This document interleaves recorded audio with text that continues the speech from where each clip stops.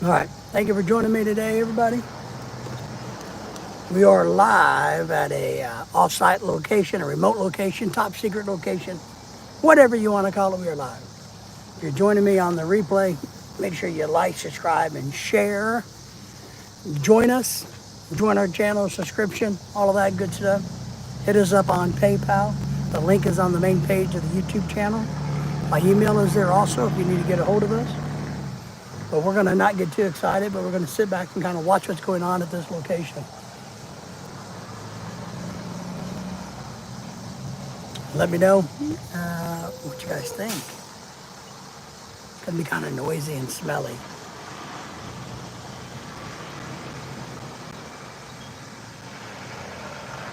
Kind of hid back here in the bushes.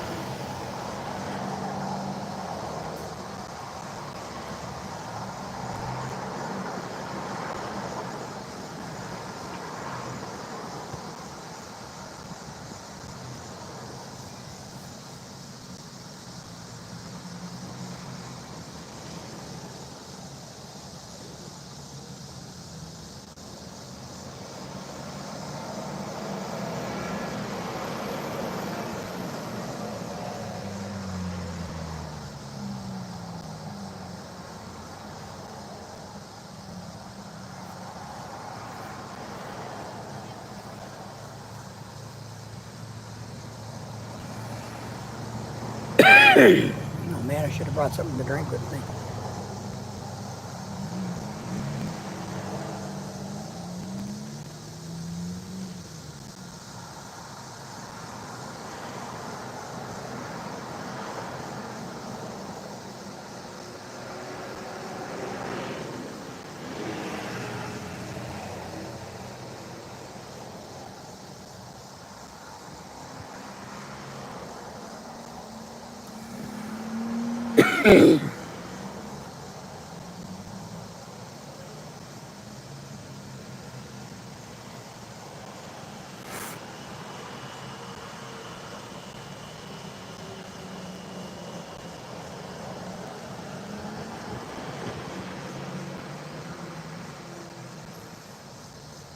Oh no, be careful. You're going to get ran over by the car. Good to see you. CY, hiya. Hello to you. Thank you for coming up. Thank you for the thumbs up, everybody. I am on remote location today, kind of a top secret. I'm spying on some things, seeing what's going on. My clock, I'm about to finish. Good. Happy for you. Good to sync you. Thank you for the thumbs up. Oh my God, oh shit, they're gonna die. They're gonna make it. They're gonna survive. Oh, don't hit it. Don't hit it. Yeah, all right. I think they're gonna be okay now. Thank you all for being here. Thumbs up. Drop us a chat. Let us know what's going on. Got any questions? Let me know. Oh, they made it. All right. Very exciting. Very exciting live stream. Very, Jensen. Mike, you're evil? Mike might be evil. Who knows? You know, whatever works for him, you know. But thank you all for the thumbs up. You know, if he's about to be finished, maybe he's telling us that his life is about over with, you know, or he's eating pizza and life is about over, or I'm about to be finished with my dinner. So, well, thank you all for thumbs up and subscribing to the channel. I haven't done that. We are out and about this morning. We got a lot of things going on. While I'm sitting here being bored, waiting for the action to happen, for all of this to resolve itself. Ooh, what a great breeze, man. That's a great breeze. We got a good breeze going on. It is, I don't know what time, 11 o'clock here in my part of the world. It is in the mid 80s with a nice breeze, as you can see. And yeah, I'm hanging out in the car. And my wife, I'm spying on my wife. My wife is over yonder, over in that other building. And I'm spying on her. Got to wait for her. And then we're in a really small parking lot. A lot of big cars in here. And what I like watching is parking lot's way too small. So there's usually a lot of awkwardness of people coming in and out of this parking lot. That's what I think is fun. So we're going to just kind of sit back and enjoy and answer questions, talk about any topic you like. If you have questions, let me know. If you have thoughts, let me know. But make sure you like, subscribe, share, and give a thumbs up. And if you have a YouTube channel, let me know, and I'll see what we can do to support you. So that's where we're at today. We are real close to a major interstate. So a little noisy from all the semi trucks. So we're probably not a quarter of a mile from a major interstate. Ozzy's in the house. Good to see you, buddy. Thank you for being here. Phantom Cat, good to see you. Glad you're here. How are you? Move that back a little. We're waiting on the wife. Spying on the wife. That's what we're doing. Ozzy, what's going on with you today? Phantom Cat, good. Thank you for the thumbs up. Liking, subscribing, and sharing to the channel is great. Watch some of our videos. Super chat us if you like. What's going on, everybody? You guys know what I'm doing. I'm in my car.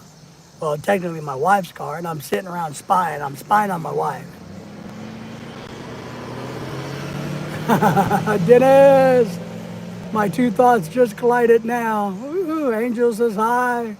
Travis Tanner, hello. Thank you all for being here and subscribing to the channel. I've had a YouTube channel, but I haven't added anything like to it for 10 years. Oh my God, Ozzy.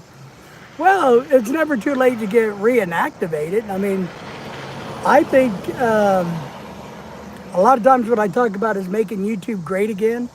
And I think if we get people like you who have had past channels and time has passed, maybe it's time to reinvigorate those channels so that we can kind of take back YouTube, make YouTube great again.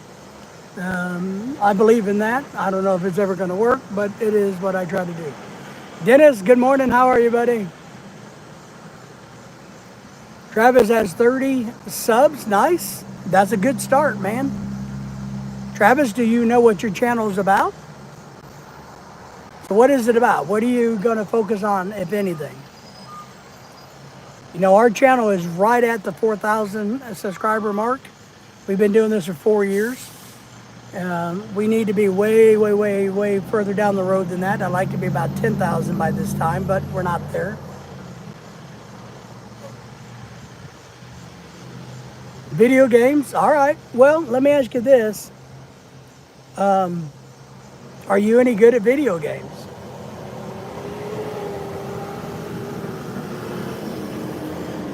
And because I don't know much about video games, but I know a little bit about gamers. And I guess that they only want to watch the video channels that are really good at gaming. Are you charismatic? Can you talk well? Can you speak well? Can you explain what's going on and why you're playing the games this way? I'm ripping up old carpet from 1850s era house. Wow. Oh man, I'm with you there. Too old for this stuff.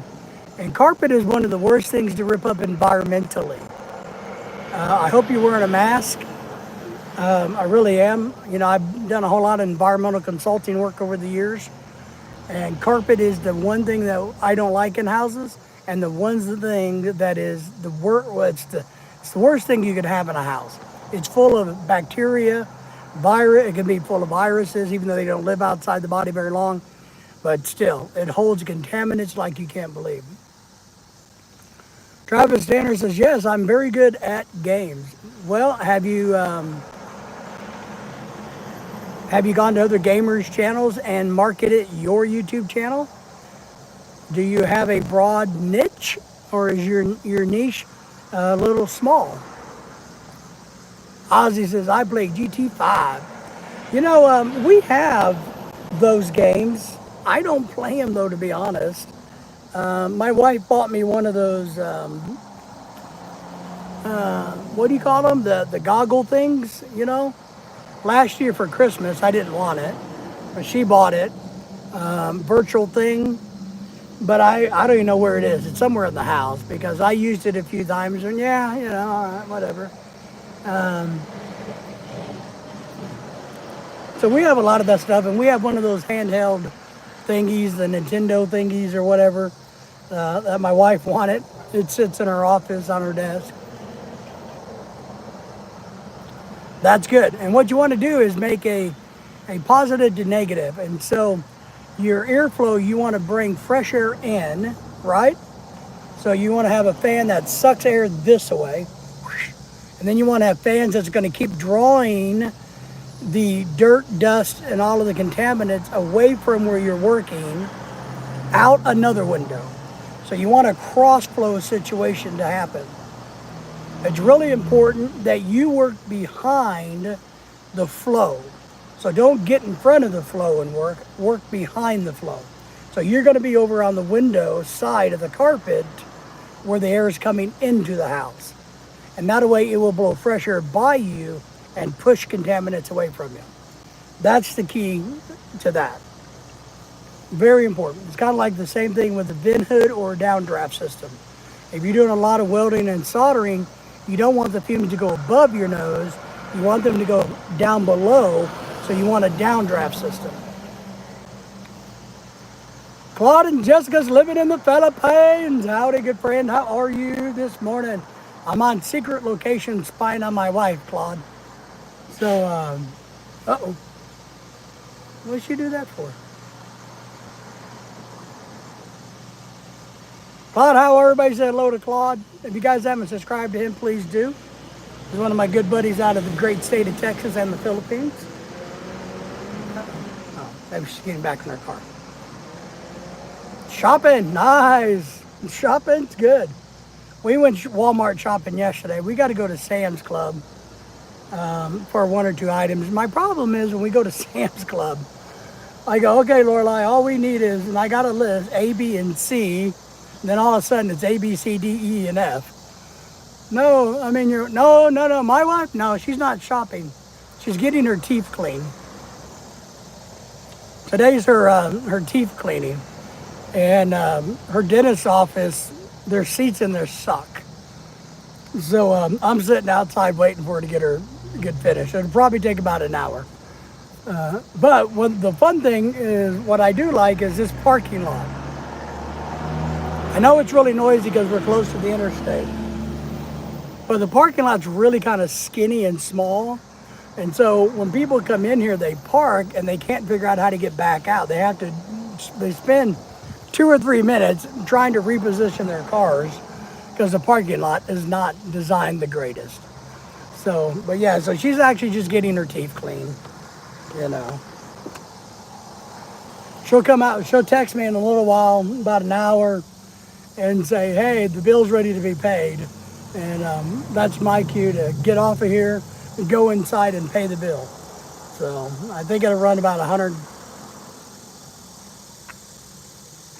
I think it's $125. I'm not for sure. I think it's $125. I'm eating Captain Crunch with my kids. I'm eating Captain Crunch with my kids will not eat. You know, I used to love Captain Crunch. But does this happen to you when you eat Captain Crunch? When you get done eating it, don't you feel like there's a film on your teeth and stuff? Captain Crunch leaves a filmy substance on me. And I don't like that. I like Captain Crunch. Oh, yeah. My favorite. But I don't like the weird film it leaves. But it is good stuff. I like Captain Crunch. But I also like a lot of cereals, unfortunately. You know, I can eat cereal. I like cereal. Lunch, breakfast, dinner. You know, I like shredded wheat really well. It's one of my favorites. But Captain Crunch is great.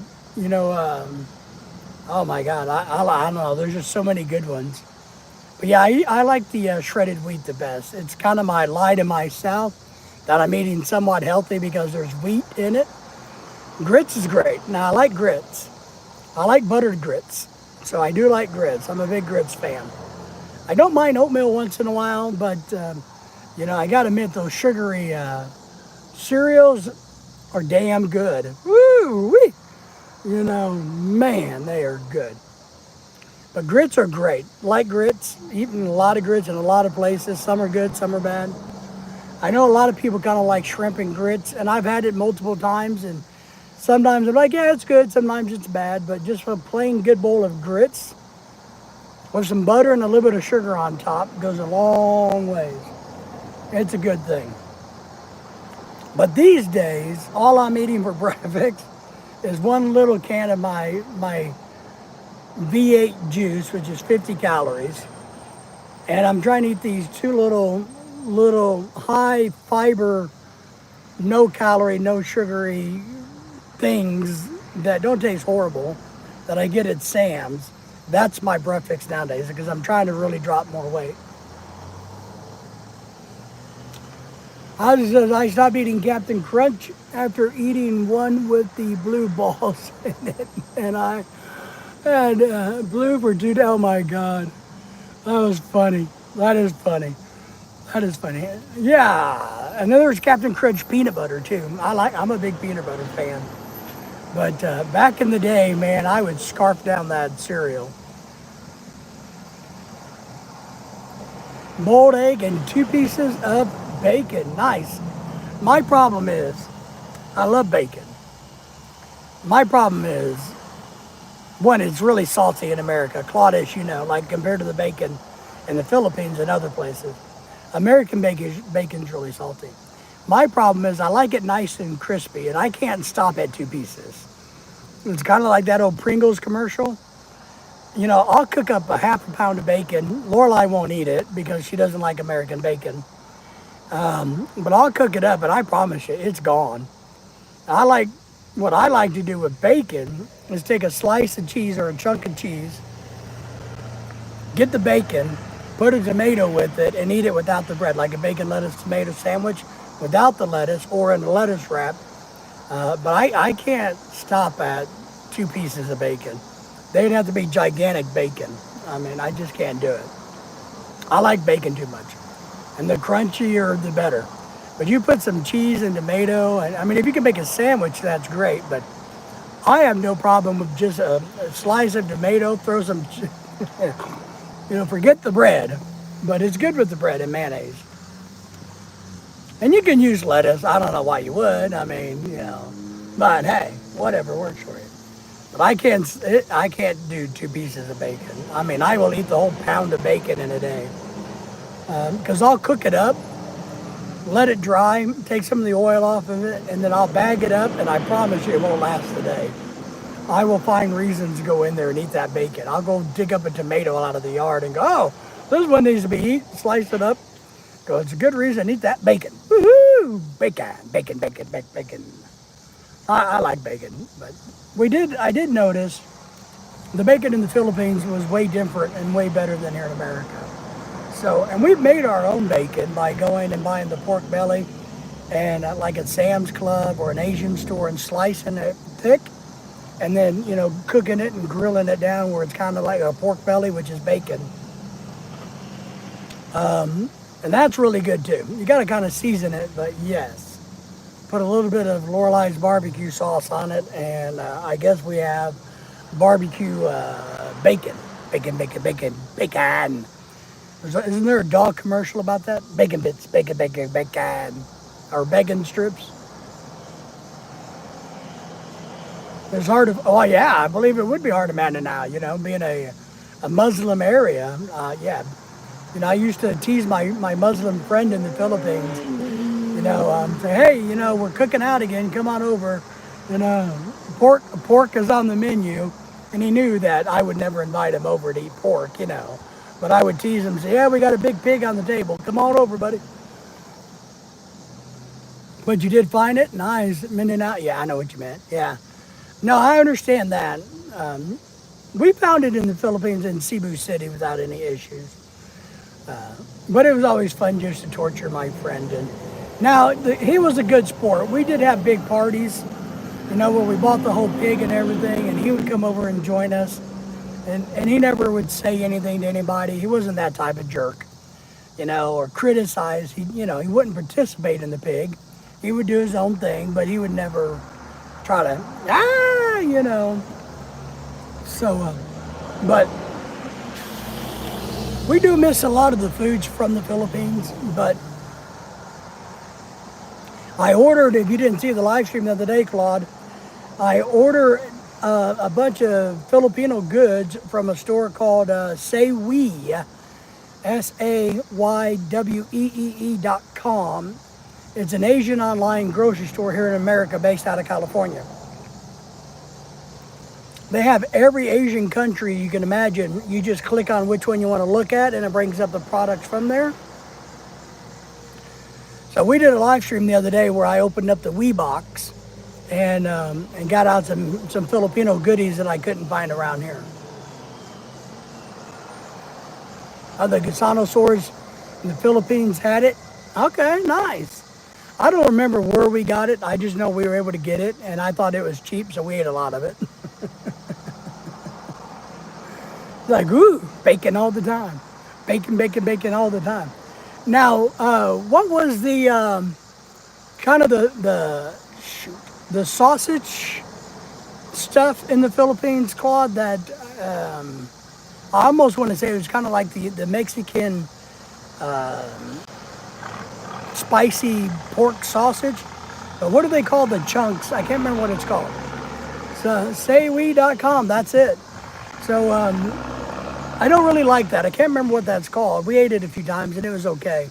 But I didn't really like it. I can't remember, the chunks of pork that was supposed to be kind of like bacon-ish, but had a little bit of a kick to it. Yeah, saywee.com.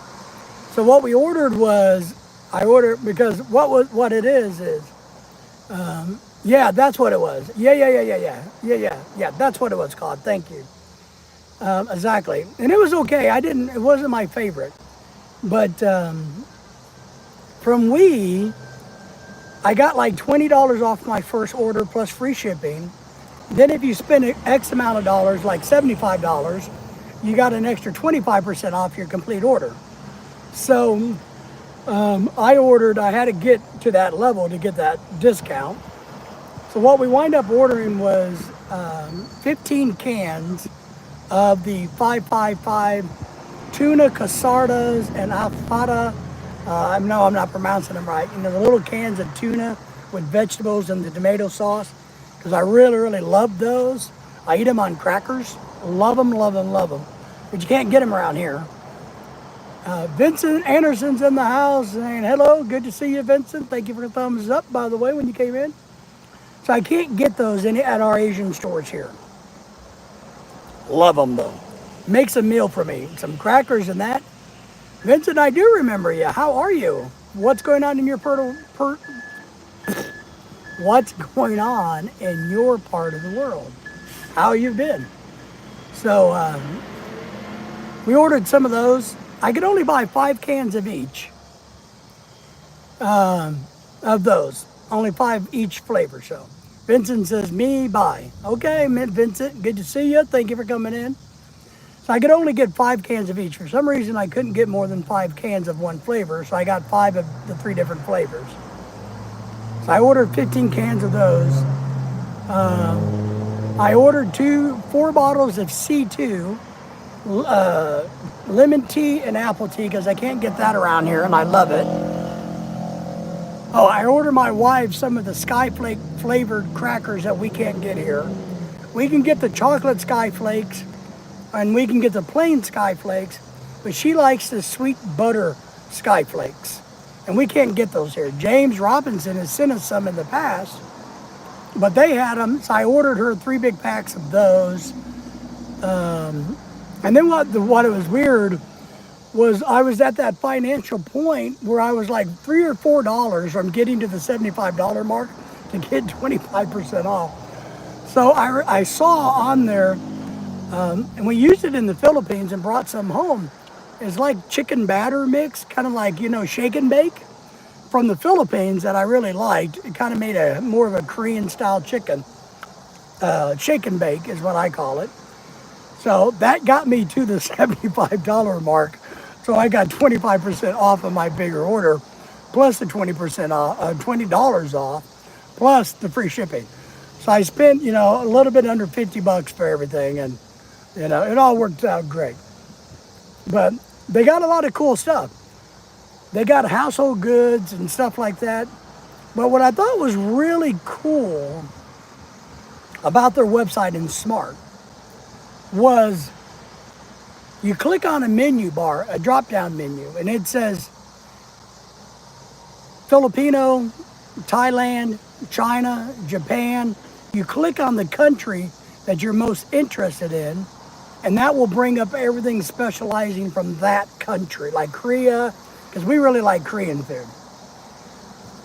And or you can just look at things in general. And I'll tell you, you're looking at it now, cool. And I'll tell you, the cans of tuna were cheaper at that website at than on Amazon. I could find them on Amazon, but they were $1.50 more on Amazon plus shipping. So they were more expensive. They were still expensive, but they were more expensive on Amazon.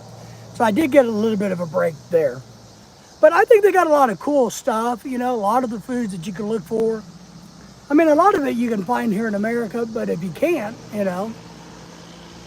you guys have a seafood city where you're at, or close to where you guys are. So you could probably find most of the things you want.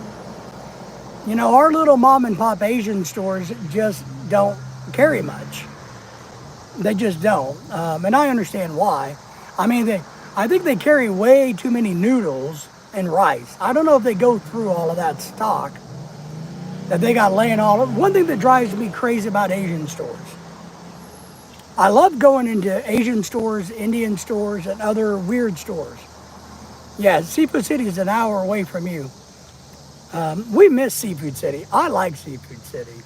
I mean, I know we want to move to southern Alabama, but man, I sure wouldn't mind being 2 or 3 hours from a Seafood City, not 9 or 10. But one of the things that drive me crazy is about how messy they are. They got pallets and pallets and pallets of stuff laid out. And I know it's just a first world, weird American thing, but I don't like all of that. I don't like that. I don't know why I don't like it. Because I wonder, well, how old is that stock, or does it really matter? I know you get a better deal if you buy it in giant quantities, but I don't like seeing pallets and pallets and pallets of things just stuck everywhere. I don't know. Maybe that's just me. But our little local Asian stores here, they do a good job, but, they are limited. They have a little bit of everything, a tiny bit of Filipino food, but they have more. A lot of them, our stores around here it's called Asian Amigo. So they're Asian and Spanish to kind of combine. So they kind of focuses more on the Hispanic market, but they have a big Asian component. But we do have a few others that have small ones that are just Asian stores, but their selection's a little bit less. Luckily for us, though, they do get fish in from the Gulf of Mexico. They do get some meats in, and we bought some meats from there. But Lorelai's decided that the pork belly that we can get at Sam's Club is better than what we're getting at the Asian market. So she likes the meat better there. Right. And that's part of the problem. We have the weird thing is we have little Asian stores popping up all over the place here now. We have a couple of big ones, the Asian Amigo stores, but we probably got 7 or 8 smaller little Asian stores, and they are pricey. If you can order enough stuff from and get free shipping, I'm going to be doing that because the selection's better. And the price is better. I saw on we like the Filipino Spam way better than American Spam. I can't remember what brand, whether it's Century or not. But it's cheaper on than it is at the Asian stores here. And I really like it, but I'm not spending $7 for a little can of Filipino Spam. Well, that's what we get to. We get the pork belly with the skin on it. That's correct. We do that. And today, tomorrow, one of these days, we're cooking scallops this week and salmon. But we do the same because I turned it into like a pork belly lechon, or we just grill it out on the grill. And they really are, they all really like, I don't eat that much pork, but they really, really like it grilled. So we buy it with the skin on. We don't want it with the skin on. And that's something that we look for and have known for. Mike's Venue Support One. Hello and watching. Thank you, Mike. Good to see you. Like and done. Thank you, Mike. How are you? What's going on in your part of the world? This is Mike and Venus's channel, support channel. Thank you for being here. Thank y'all for that. It's probably Venus doing the thinking and appreciating it. Yes, Mike and Venus's support channel. Down here, HEB stores, they don't have it with the skin. Yeah, see, that's the problem. Our regular grocery stores don't have it with the skin either. We got to go to like Sam's or the Asian market. There is also one specialty butcher shop that has it, but he's really expensive. It's me, Venus. Venus, how are you, young lady? Are you keeping Mike in check? I know he's probably driving you nuts, but keep him in check. You can do it. We have faith in you, Venus. So Claude says, hello to you, Mike and Venus. Yeah, I think Mike's probably still doing a live stream over on his channel. They're trying to get to their 4,000 watch hours. I'm trying to get to my 4,000 subscribers. So, but they're doing good. And Claude's trying to get to like 6,000 or 7,000 subscribers. Claude's way up there. And but we need to post more. I got some videos that I need to get out there and stuff. I don't know how well doing videos even works anymore with YouTube. Claude, what do you think? Do you think YouTube even, it's almost like they don't want you to do videos anymore, unless it's a short, but it's kind of like they don't want content out there. They just want you to do live streams. You're 200 under 6,000. Congratulations. We are literally 35 away from 4,000 subscribers. So we're really close. I'm hoping maybe by the end of the next 2 weeks we'll get there. Don't listen to Venus. What do you mean? Mike, we only, what do you mean don't listen to Venus? Boy, I tell you what, my wife will take you to task. You got to remember you're supposed to listen to the Filipinas. So, but,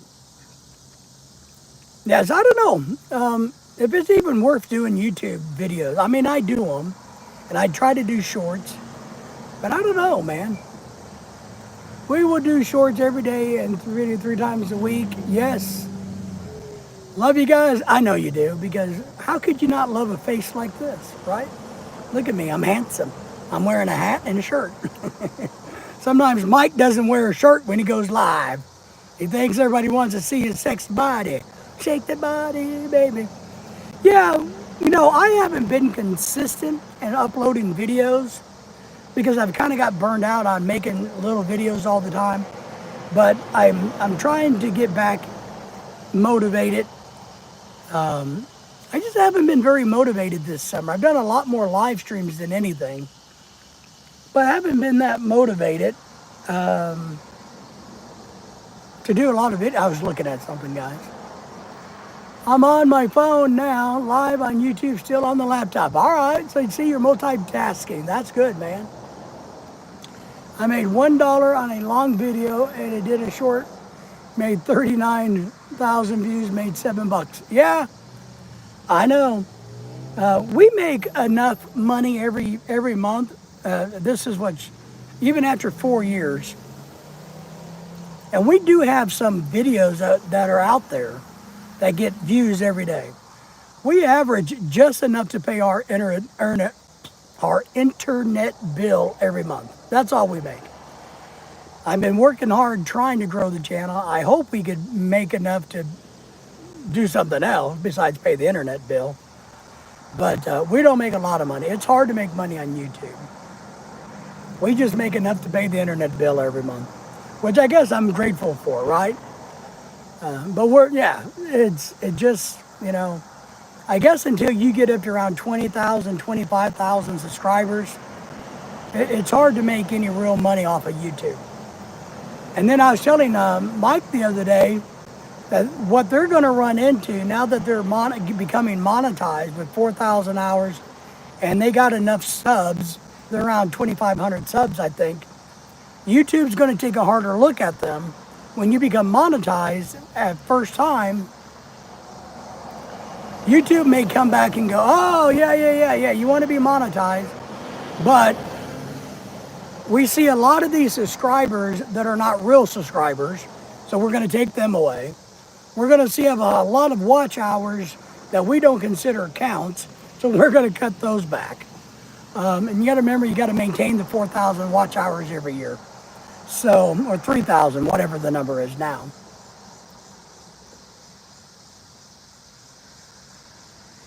So the most we've ever had on a long video is 8 minutes long. It made $400, 69,000 views. Yeah, I don't know. I'll have to look at my numbers. I got a couple of videos that have definitely done maybe close to that 70,000, 75,000, maybe even 100,000 long videos. I've got a couple of shorts that have made 50,000, or so. I haven't got lucky and had a viral video yet. Haven't got lucky on that. Good morning, Grumpy. How are you? Good to see you again. Thank you for being here. So it's, unless you want to make fun of people or hate on people or sit there and show your boobs, it's really hard to get videos to go viral.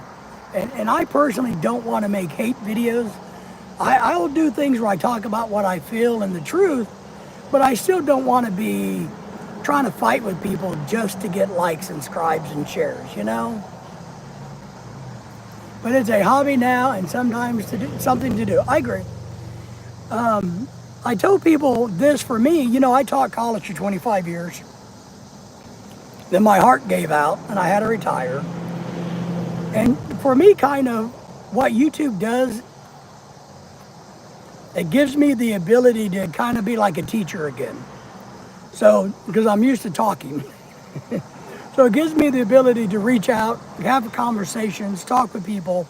Because I actually really like on my channel, I want to hear from everybody. You guys all know that I don't care what race you are, what language you speak, what country you're from. I don't care about any of that. We don't discriminate. Because I like hearing and having good, positive, interesting dialogue. I don't shy away from sensitive topics because I want to hear the conversations. Grumpy says, you're a positive person. Great thumbs up. Thank you for that. Appreciate that. Going to go viral soon enough. Well, I've ran them. Here's the funny thing. I've ran my mouth enough, right? Because I do have a tendency, whether it's positive or not, to say what I think. And I'm not ashamed of that, and I've always done that. So you would think, because all of my content, people can reuse and mix and match, Of course, they have to give me credit, but you can use snippets of my stuff. You would think at some point, somebody would see something I say and go, well, shit, I'm going to share that with everybody. Look at this loudmouth guy, So, well, shout out to you from Canada, Alberta. Yes, we got good friends in Canada. It's good support. I like running into your stream. Well, I appreciate that, and I need it. And we need the likes, views, and shares, and comments. It's one thing, that's why I don't shy away from trolls. I don't mind trolls because I take advantage of trolls. Claude says, well, guys, take care. Have a great day. Claude, one of these days, we're going to get down to your part of Texas and meet up with you and Charles and everybody. Somehow, one of these days, at some point in life, we're going to get together and hang out. So good to see you, Claude. But that's kind of what I do. I tell it the way I see it, and if you don't like it, you don't like it, that's okay. But I really think it's important for everybody to be able to say and feel what they want to say. But I use trolls, and I encourage all of you guys doing YouTube, don't be afraid of trolls.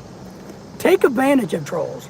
And I've had to tell some of my blue people, look, you're timing out trolls too soon. Give them time. Because when a troll pops in and they run their mouth about something, I try to use that as a teaching moment, as a topic. You get people come in and say, hey, you're a fat, ugly guy. Say, well, yeah, I am a fat, ugly guy, and what's wrong with being fat and ugly?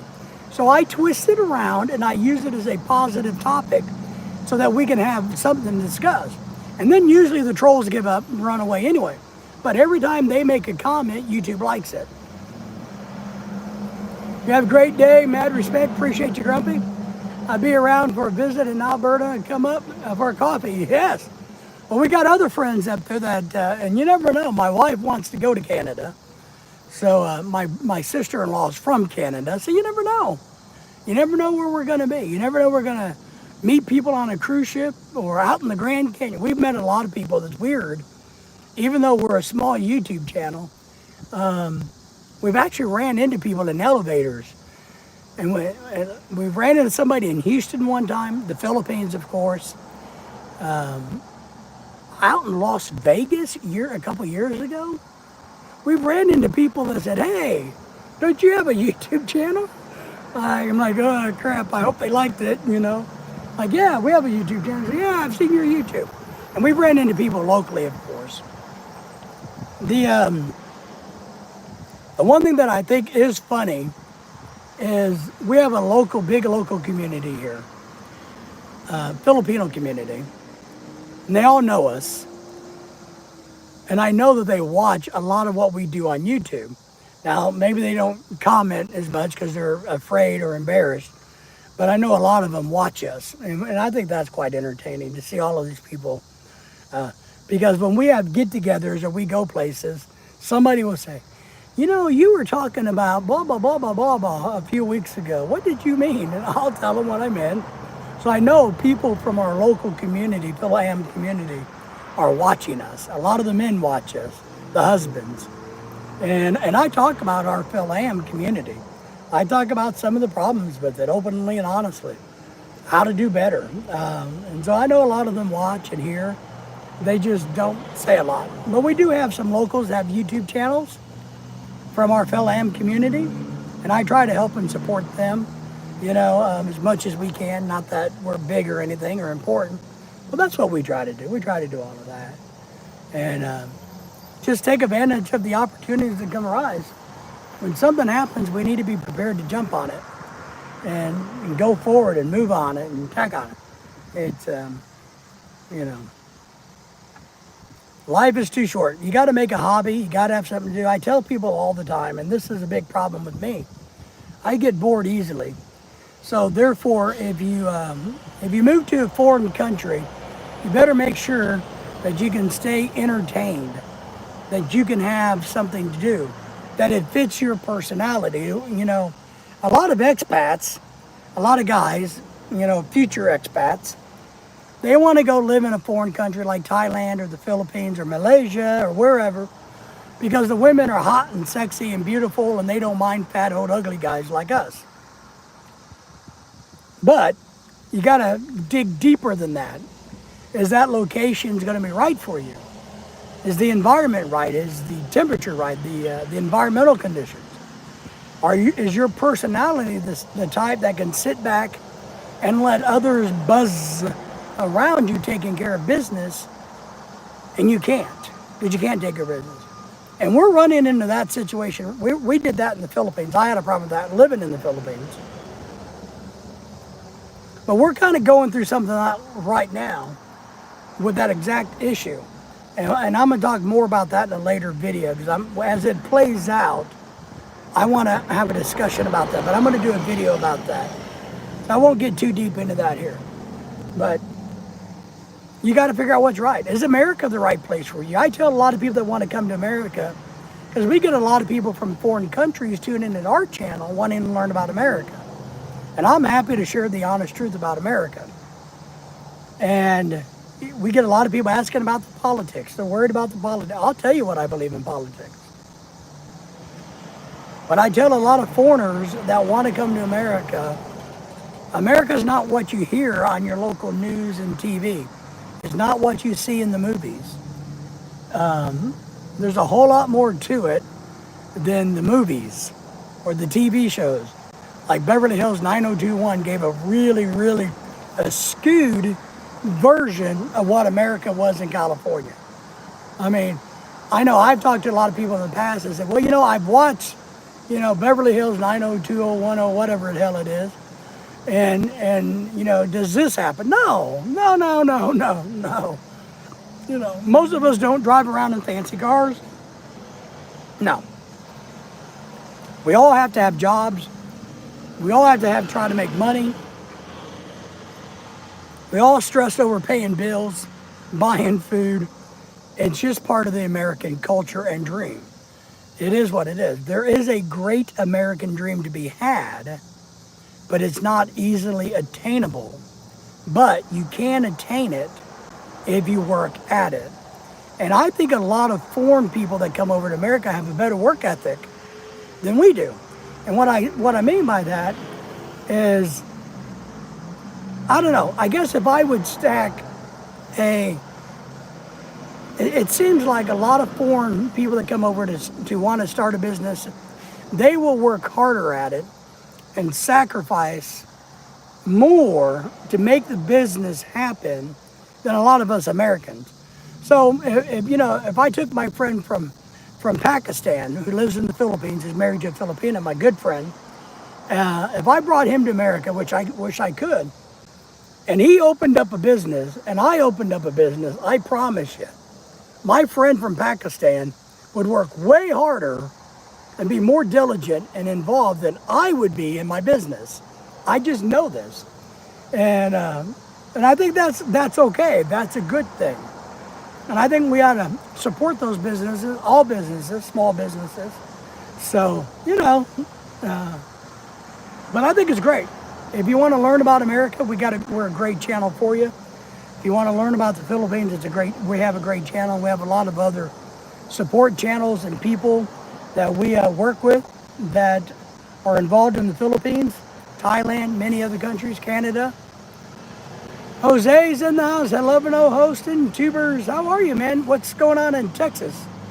You're down in Texas, right? How's it going in Texas? I'm sitting here in the car spying on my wife, waiting for her to get out of the dentist office. She had to go in and have her teeth cleaned, and I didn't want to go sit in the hard chair, so I decided to come out and sit in the hard car and kill some time with the live stream. Thanks for the thumbs up as you came in, though. I appreciate that. I do, man. And we were in Texas the other day, a couple weeks ago, down in Dallas. And we went to Tulsa last week and went to a new mall. And my wife might be flying to the Philippines here soon. I don't know. We gotta work on that some more. So we'll figure that out. But I'm glad you're here. Glad you've been here. Thank you for all the support. Well, the parking lot's thinning out. One of the things I find amazing is this parking lot's really small. So people have a hard time getting in and out of this parking lot. So it's kind of cool to watch these people try to figure out how to back in, back out in these great big cars. But hopefully the wife will be done shortly. I can go in and pay the bill and everything will be good. Show you guys up there. See, all you guys can see is the trees there. And I can change this location.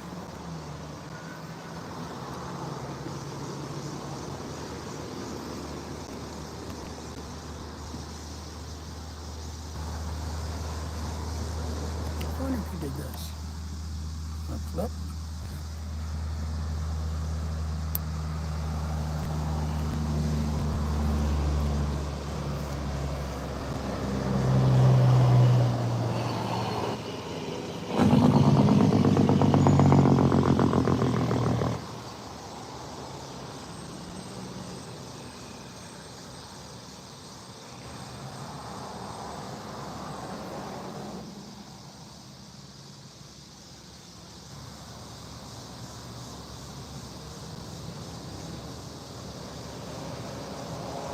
How long of a flight is it for you to the Philippines, and how much does it cost generally?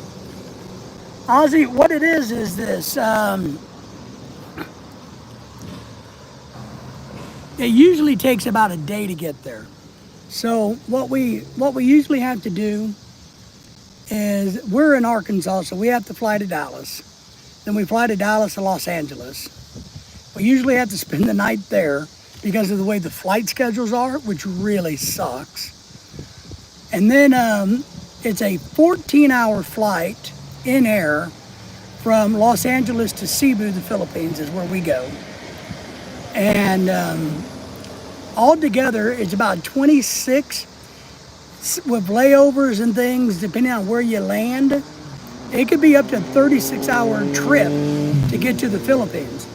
A lot of people will fly like to Incheon, which is Korea, for a layover.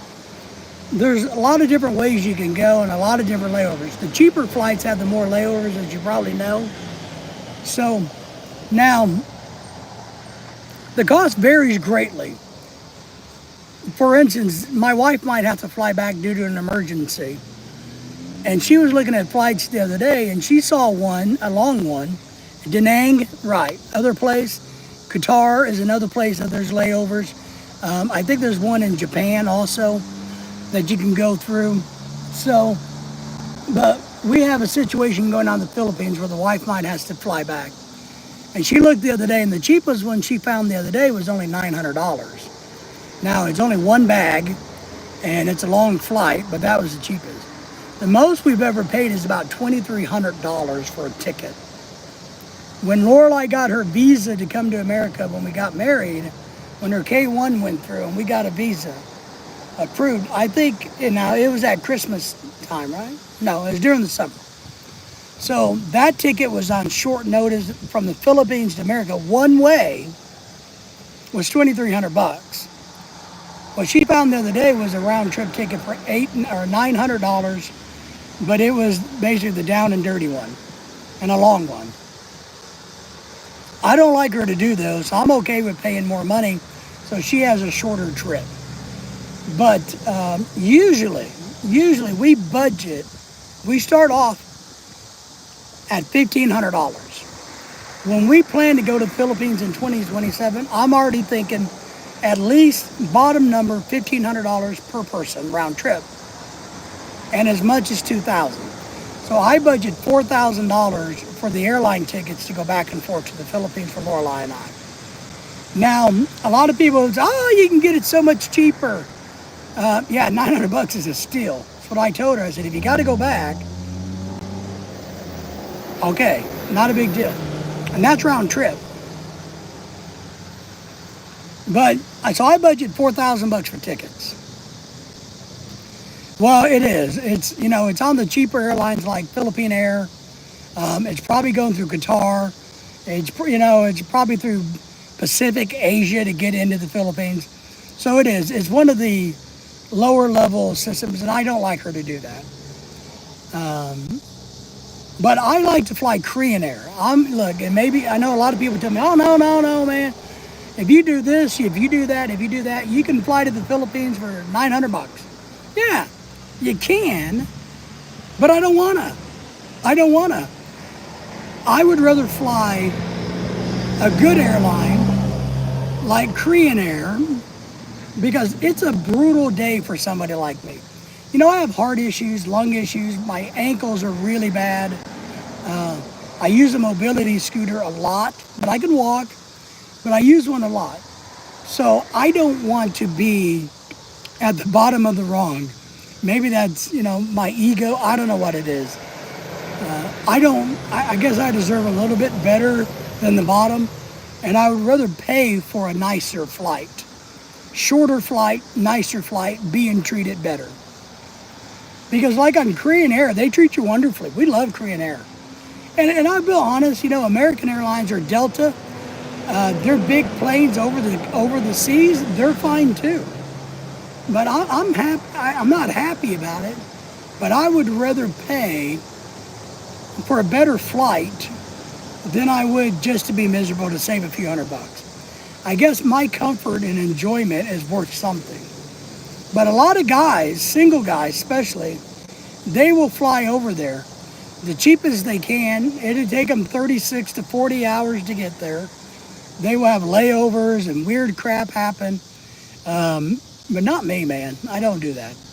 But whatever my wife wanted to do would be fine. But I told her, I said, 900 is fine, but I didn't ask her the details because we haven't got that far down the road, and she may not have to go now. So, but I budget. We have to go back in 2027 to take care of some business and do some things. I'm already budgeting $4,000 for airline tickets.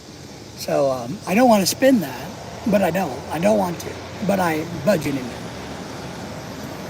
Well, we were looking at booking, and I'm going to use this as an example, Ozzy. We were booking a cruise the other day. I was thinking about taking a cruise.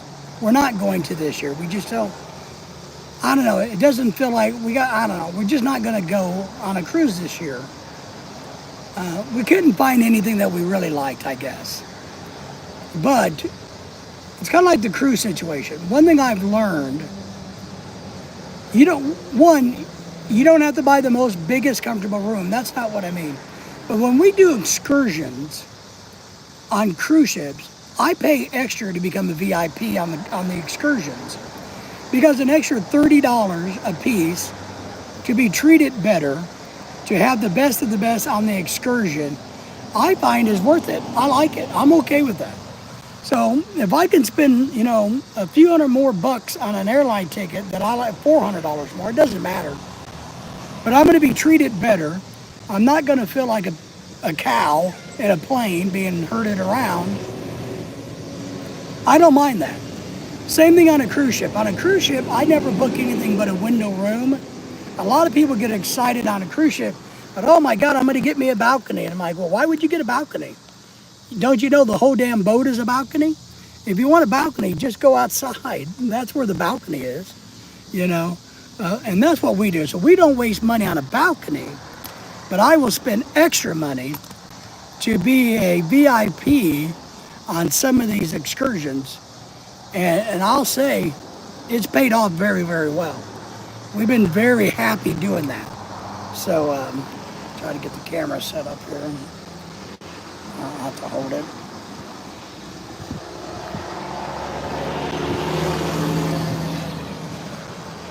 Got a mosquito? Uh-oh.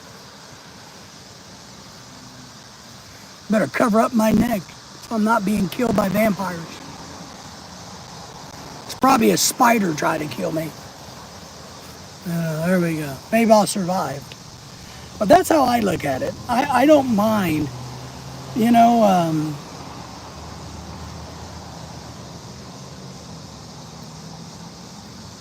mean here? Yeah, something got me the other day there.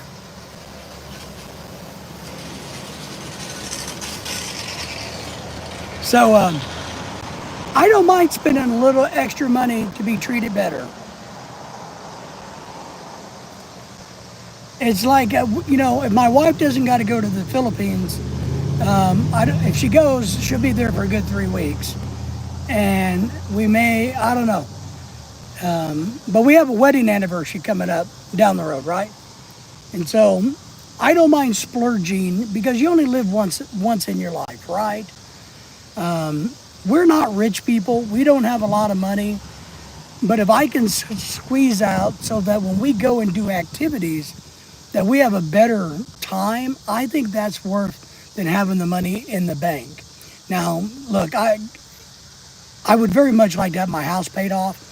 The only debt we have is a house. That's it. And I'd very much like to have it paid off. But I also know that you got to enjoy life. I've known people that have had a lot of money, and they sat around counting their dollars, never enjoying it. Yeah, business class is the way to go if you got the money. If I had them, yeah, but I don't, we don't do that either. A lot of times we will do the economy plus. Now, the last time when we moved to the Philippines, I'll tell you one thing that we did do when we moved to the Philippines was we did the economy plus, and on that long leg, so we had luggage and everything, but on that long part of the trip, we saw that the seat, that there is not many seats, so we bought the third seat. We bought 3 rows, and I bought it. That way we would have all the room we needed going to the Philippines. And we did that. And that worked out pretty good because what Lorelai wanted to do, because it was so crazy in our move, was she got the blankets from the flight attendants, made a pallet in the floor, because we got the 3 seats behind the wall, the partition, on I think the left side of the airplane. And she made a pallet, and she slept most of the way while I sat in the outer seat and just hung out. But she slept, and she made herself a little bed. And I'm like, all right, that works for me. But we had to pay for the 3 seats to do that, and it was okay to do that. I didn't have a problem with that. The extra seat wasn't that much for that, for us to be able to stretch out. But the Economy Plus is good. As long as, I don't ever sleep on planes. For why, I don't know. I don't like that. But we try to get the row where I got a little bit of extra leg room because my feet are bad and my legs are busted up. So that if I need to stretch my legs, I can. So that's just something we've learned. Now, we got friends that fly business class, but I'm not paying $4,000 and $5,000, $6,000, $8,000. That is a breaking point. You know what I mean? That's too much. And my airline ticket cost me $1,500, but a business class cost me $8,000. We're not doing that upgrade. Now, the business class was $2,000. My regular ticket was $1,500. Well, yeah, all right, maybe we could swing that, but not $5,000 or $6,000 additional. So that's one thing I look at is there's a kind of a threshold cutoff that you use to figure out what's best to do. So that's what I try to do. Thank you all for coming in, and thumbs up. Some of you people in the background, give us a thumbs up if you would. Drop in and say hello. If you got a comment, let us know. If you got a YouTube channel, let us know. So, but I don't know. I'm hoping the wife doesn't have to go back, but I understand if she needs to. She'll be gone for about 3 weeks, which is really weird. Dennis says, I fly in the storage container? Yes. Well, Dennis, we're in a quandary now because Lorelai may have to fly back to the Philippines in the next week. So, for an emergency situation. But I've only ever flown to Florida. I've never been able to sleep on a plane. Can't sleep in the moving vehicles either. Yeah, I'm the same way. I'm the same way. I mean, I really am. But there's a threshold there. But if it's kind of weird, guys. Lorelai and I have been married this September 11 years, I think. 11 years. Besides me being in the hospital and being in coma and being in the hospital for a few weeks, Lorelai and I have never really been apart. And we really weren't apart then because she was at the hospital the other day. So for her to have to go away for 3 weeks, because if you go to the Philippines, she could go over for a week, but it would physically kill her to be over there for a week only. So I told her, no, if you're going to go, you need to stay and do a bunch of things, blah, blah, blah. But not to have her around for 3 weeks would be extremely weird for me. I would fly in the storage. Yeah, we took our dogs to the Philippines, and they flew in the cargo. A lot of rules involved in it, but we took our dogs to the Philippines and back. So, storage would probably be quieter.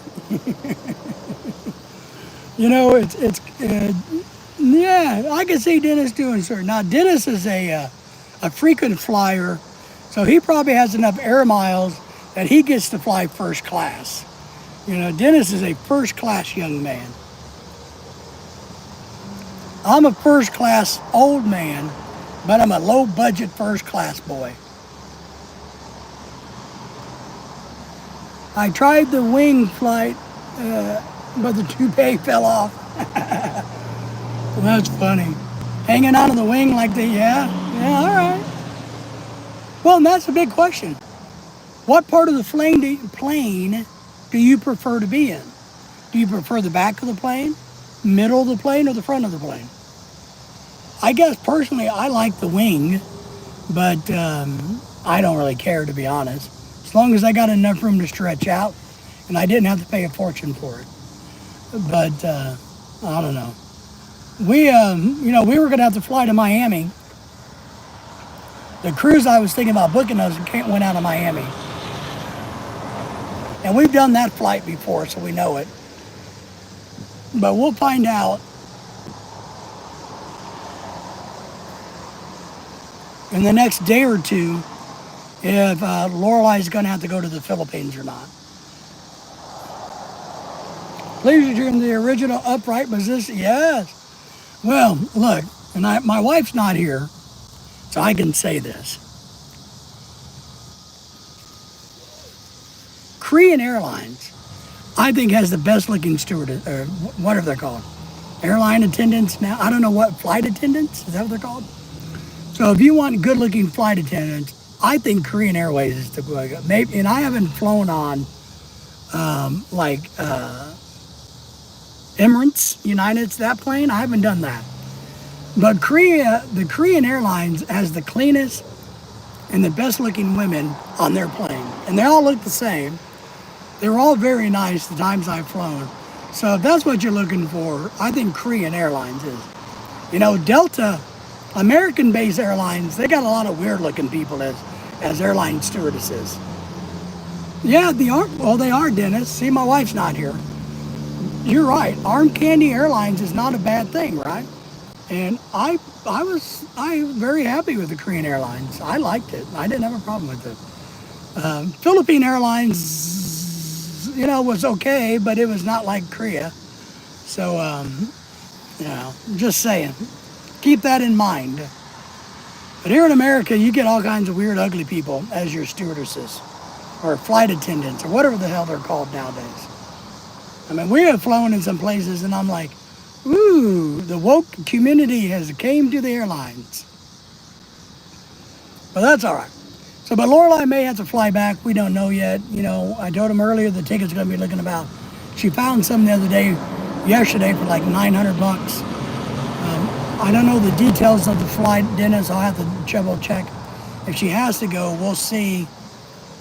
Hopefully it doesn't jack up over the next few days. But it's weird. I'm happy for her to go because she's going to have to, it's a family emergency. But it'd be really weird for her to be gone for so long. I've never had her gone this long. In some ways, I like, woohoo, yay, freedom. Maybe I can go do some fishing trips with some friends. But then again, those fishing trips, cost a lot of money to go deep sea fishing out in Texas or Florida or Alabama. And so, I think, yeah, I could do a fishing trip while she's gone. But I don't know, it's kind of weird, thing.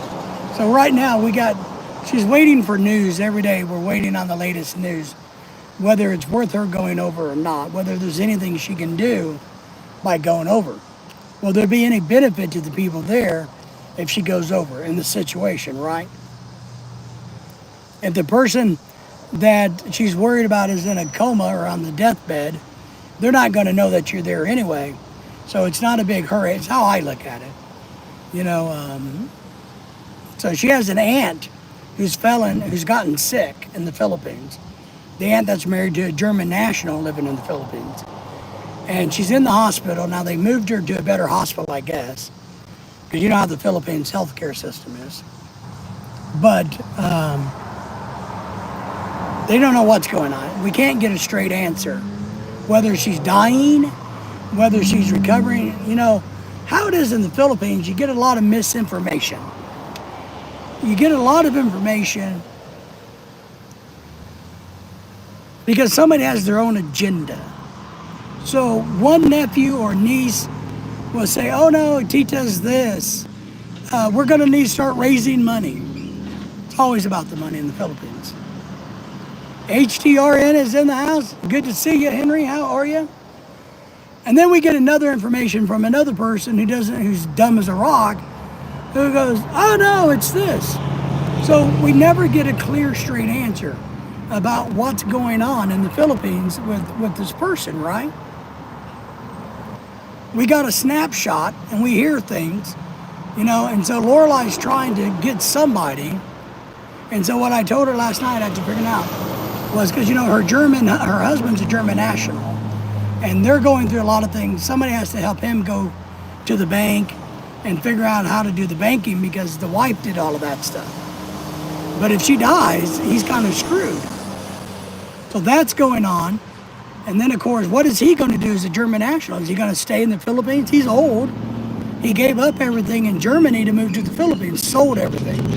Maybe he doesn't have any family in Germany. So what's going to happen to this poor guy? He says, I'm doing good, just taking a little break. Nice. Taking a break is always a good thing. So what's the German national going to do, right? Does he stay in the Philippines and just keep living in the house that he paid to build? What happens to his house now? Are the nephews and nieces going to try to steal it from him? If she does recover and goes back home, will she ever be normal again? And I've told Lorelai, I said, now look, from my perspective, if the lady is in a position where you can't talk to her, she can't recognize you, then it's no hurry to fly over. So you can take your time. Now, if you want to go over for the funeral and to help out the uncle and kind of tell the bad ones to F off, okay, I get it. But right now, she's truly in a coma, they say, or somebody said. But then again, in the Philippines, it's all about the drama. It's hard to get straight answers. It just really is. Nobody can give you an honest, straight answer in the Philippines. It's a lot of bullshit. So I've told her, why don't you just wait a few days since we're waiting on more data before we can make a decision. And then if she needs to fly over, she's already talked to her boss. Her boss says, yeah, we can do this, A, B, and C, and give you the 3 weeks, which will burn up all of her time and she'll have to take some leave without pay. But at least they're going to be willing to do it. So we have a family member Lorelai has a family member in the Philippines that has gotten very ill. It's her auntie who's lived in Germany most of her life, married to a German national. They just moved to the Philippines 3 years ago, right after we came back. And she's gotten really sick. Somebody has said that she's had a stroke. Somebody said, no, she's in a coma. Somebody said, no, she has an infection. So we don't know what's really going on. We can't get a straight answer about her health condition. So Lorelai's currently trying to burn up the phone to try to figure out. And a lot of the people don't want anything to do with it. They're like, oh my God, what's sad about the Philippines is some of them, I'll tell you this. Her sister changed her airline ticket. Her aunt got sick the other day. Her sister, who teaches in Chicago, but wasn't supposed to leave for 2 more weeks, readjusted her airline ticket and flew out yesterday because she doesn't want them asking her for money or to help with the aunt. So she's back in Chicago now because the aunt got sick and she doesn't want to help. There's a couple other family members that now all of a sudden is that, oh my God, we're out of here. Somebody else figure it out, unless auntie's gonna, because now they got to take care of the uncle, or this, or who's going to be giving them money because auntie would always, give everybody money, pay the bills, and it's just weird. So we're trying to get out what really happened. How sick is she? Is she going to recover? Is she dying? We don't know any of these things. And Lorelai, has been discussing about going back to the Philippines to help out with the situation. And like I said, if you're going to go, you might as well go more than a week. So I told her to go ahead and do the 3-week thing in the Philippines. I know it'll be rough, but maybe, whatever the situation is, you can help get things levelized. Because Lorelai is really smart, and she doesn't take any shit off anybody else in the family. But I've told her, if your aunt is dying and she's not coherent, that she can't see you, she wouldn't know that you're there, then there's no hurry for you to go. Wow, there's too much family drama going on. Good luck finding out. It is, but it's typical Filipino shit. Philippines shit.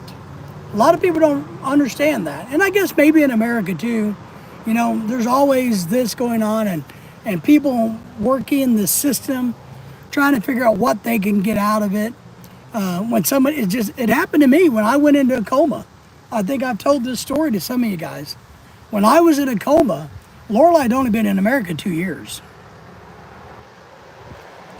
I had a niece get a hold of Lorelai while Lorelai's in the hospital sitting next to me while I'm dying, literally dying, wanting to borrow $5,000 from Lorelai. Told her, well, here's how you do it. Here's how you go to the bank and you just take it out. Because Lorelai had only been here 2 years. So even us, my own family members, from what we found out, were trying to figure out what they were going to do with my stuff while I was in the coma. Because they thought they were going to take it from Lorelai. They thought that she would go run back home to the Philippines and leave everything behind, and they would get everything on that I would own. So we had the same thing in America. Well, Henry, what we've done is this. What we found out last night was the aunt's pastor, the church they go to, is now helping the German national who doesn't speak great Filipino. He's now got involved to try to help them figure everything out.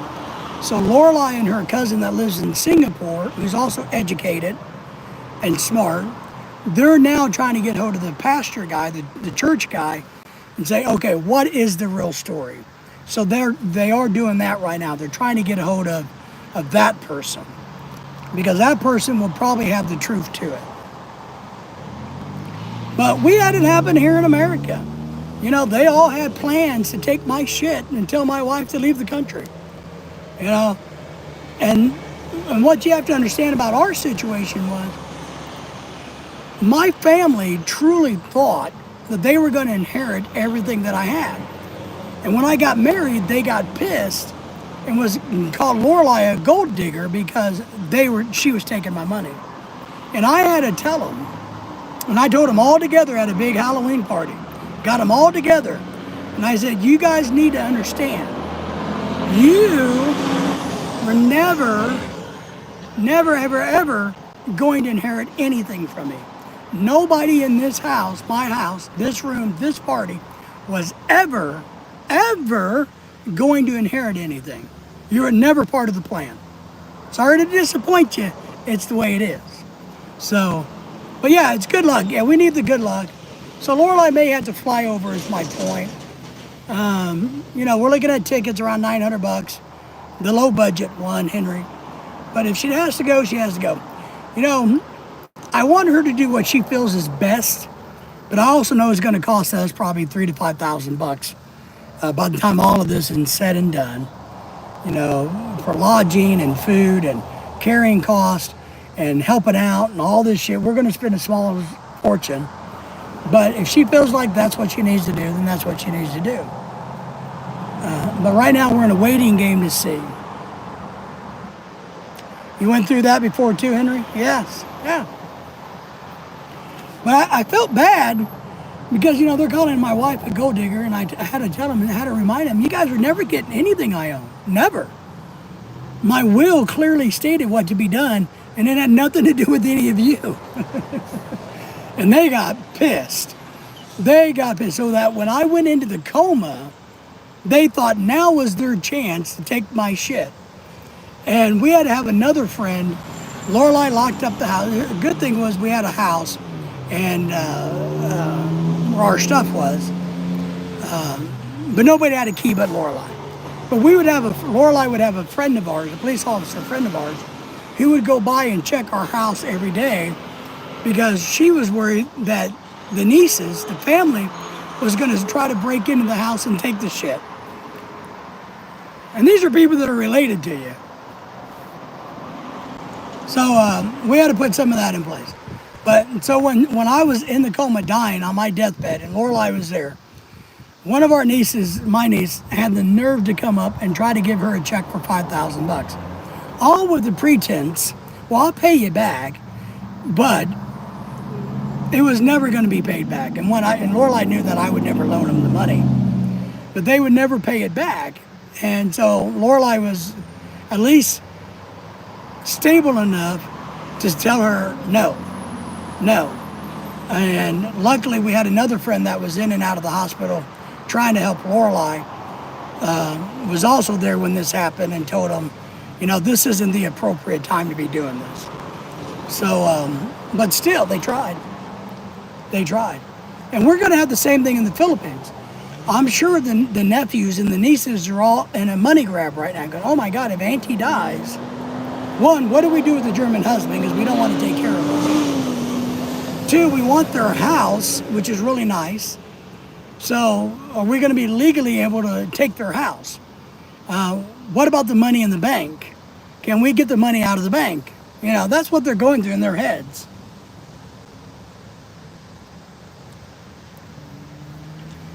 Henry says, everything I own goes to friends and charities. None of my family gets anything. Yep. They're extremely mad about it too. Yeah. And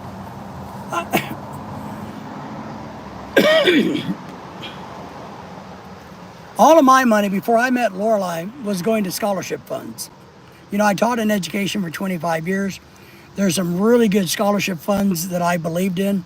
And in my will, it was written before I got married to Lorelai. The entire everything, the estate was to be sold, and whatever money, including all my investments, would be given over to these different charities and these different percentages. So if they accumulated $1, everybody got a certain percentage of $1. That's how I had it done. But then when I got married to Lorelai, I changed all of that, made Lorelai a co-owner of everything. So if I die, it doesn't matter. She owns it anyway. And that was another thing that kind of made him mad. Ed says, my wife is dying up here in Tallahassee, Memorial Hospital. Trish had 8 strokes. They don't know if she has any brain function or not. I have no family. Her family is in Vermont. Wow. Man, Ed, that's rough. I am so sorry to hear that. We've been in those situations. So have you been in touch with the family in Vermont? And I'm sure you're going through 5 million things, right? Do you guys have financial things set up, or, like the will, or, are you okay there? Or do you got to worry about the Vermontees coming down and getting after you? Well, that's good. All right. So they're actually helping you. So that's actually a gigantic thing. But emotionally, it's devastating because Ed, I'll tell you, my wife may go away for 3 weeks. I'm blown away at the thought of not being with her for 3 weeks. So I couldn't imagine what you got to go through knowing that she may pass away and more than likely will.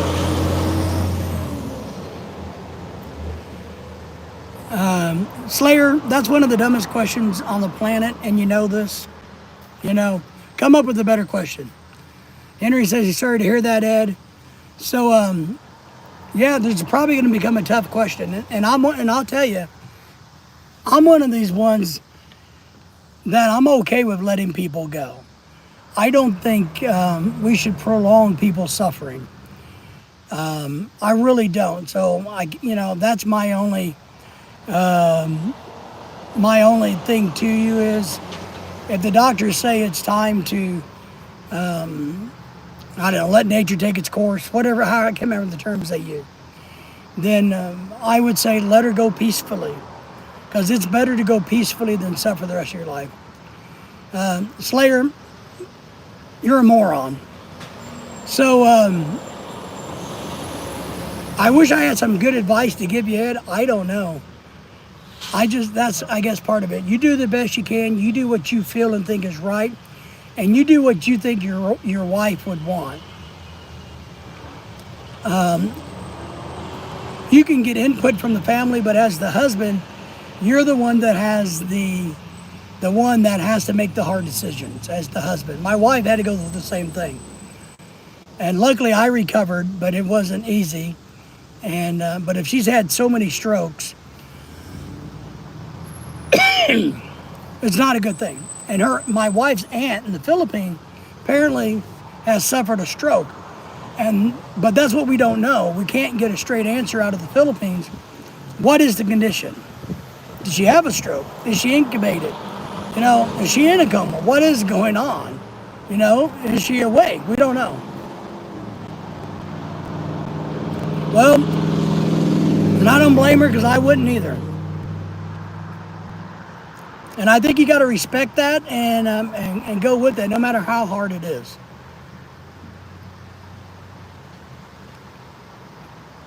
Henry says the same thing. He's made it clear, but Henry, remember, except for like in Ed's case, since he's married, Henry, if you don't have a do not resuscitate order, then by law, they have to keep you alive. So when I was single, before I met Lorelei, I had some health issues. I was starting to develop some. I made sure that I had a DNR at my house.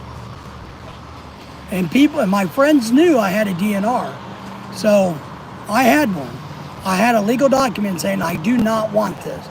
So you might get one and have one in a place where it's easy for people to find and see. Sadly, you may have to tape it to the door of the refrigerator. She's had a dream a year ago. Her grandfather told her she was coming home soon. Wow. Well,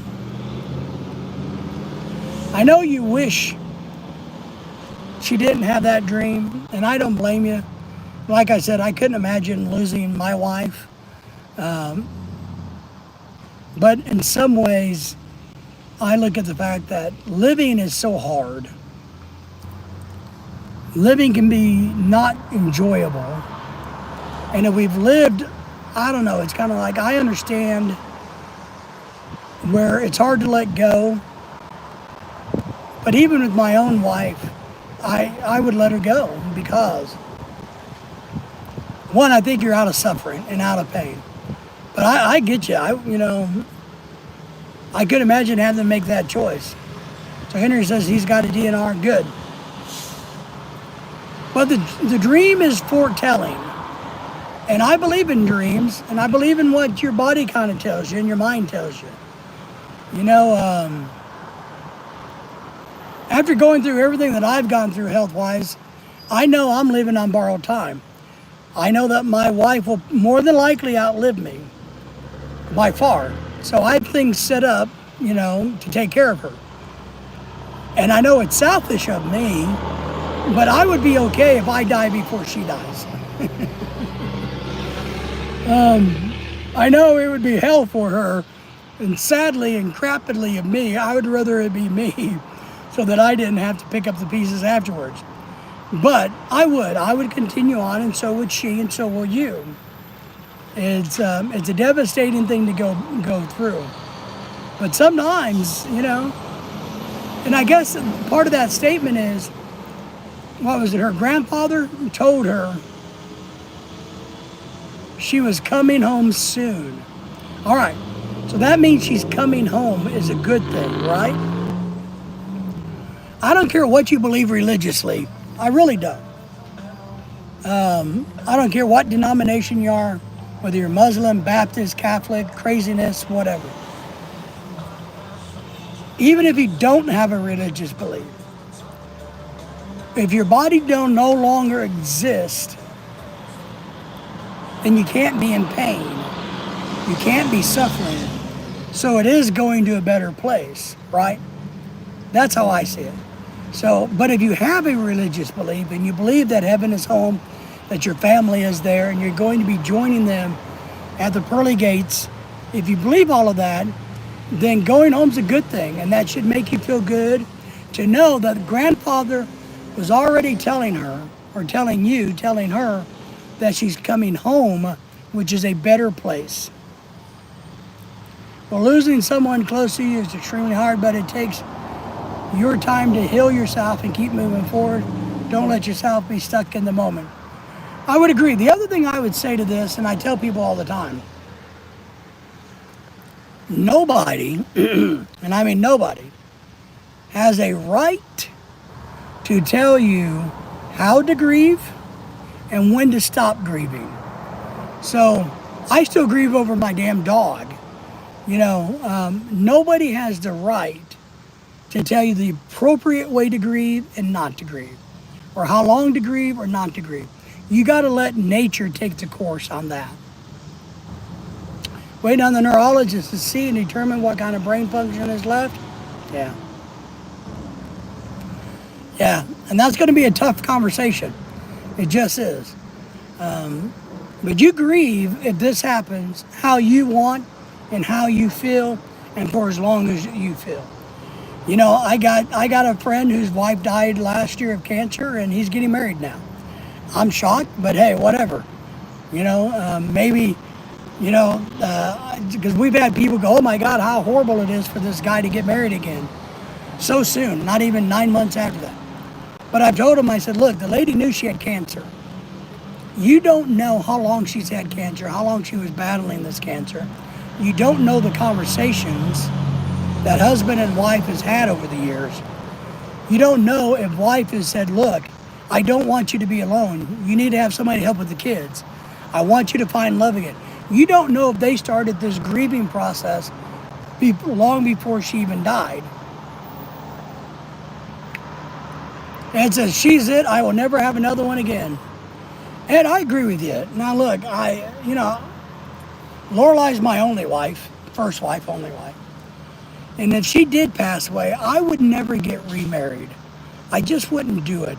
Not that I hate being married, I don't. But I just don't, I don't know if I'd ever want to get married again. Would I date? Maybe. Would I be happy to be alone in the world? Yeah, I'm kind of a loner. I'm okay with that. I don't need a lot of chaos in my life. I like things to be calm.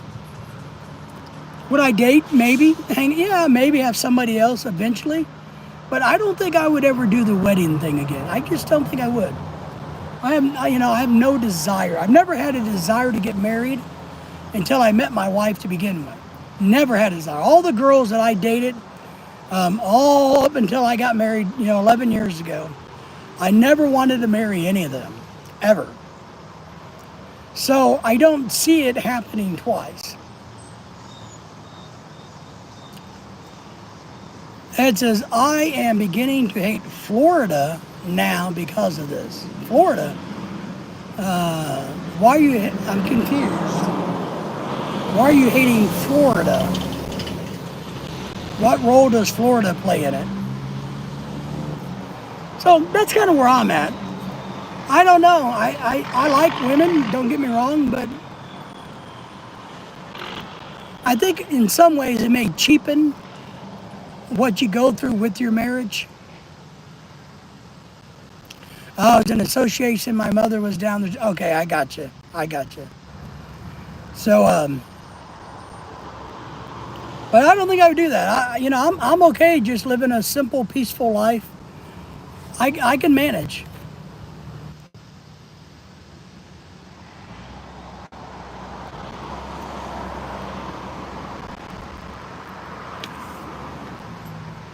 Yeah, I understand. A lot of people see that, and a lot of people can live without it. But there's a lot of ways. I mean, you can always. What I tell people is this: just take it all with a grain of salt. If you meet somebody that I got a friend who's getting a divorce, and he's in his late 80s. Long story. And he never wants to get married again either. But he misses having female companionship. Not sexually, but having somebody to go to dinner with, go garage selling with, to go to do things with. So he misses that. So he's looking for lady friends to do that with. And I've told him, I said, I think that's perfectly fine and great. And I think I would encourage you to do that. And I've told him, I said, why don't you just let nature run its course? And because, same thing with you, don't worry about it. If it comes along and it's the right thing, it'll be the right thing. If it doesn't, then you're there anyway. I know I would have a problem being open-minded myself. I would definitely for a long time kind of be closed off. But I also know that sometimes we got to be willing to be friendly, you know, to open our doors and to meet people. Not saying you got to get married or anything, but I see that with a lot of older people. A lot of older people just want the companionship. So it's like him. You know, he doesn't want somebody to live with him. He doesn't want to get married, but he would like to have somebody to take on trips. He'd like to have somebody to go shopping with, go garage selling with, you know, go to the movies, whatever old people do, you know, go do those type of things. And he doesn't have that right now. Sadly, he's starting to find out how crazy dating is. Because he's already ran into a couple of women who he's told me about, because he asks my advice, like I know. But he's already ran into a couple of crazy ones. And you remember, he's in his 80s, they're in their 60s and 70s, and they're doing that whole controlling craziness. So, you know, I'm just telling you, it can be crazy. All right, my friends, my wife just texted me and said that she's almost done with her dental experiment. So I need to get off of here, but I want to thank you all. Ed will be thinking of you more than you know. But thank you all for giving us a thumbs up, subscribing to the channel if you're new. Take care of each other. I got to go pay the dentist bill for the wife and see how bad she feels after the dentist. So everybody take care, and we will see you guys next time. Take care, guys.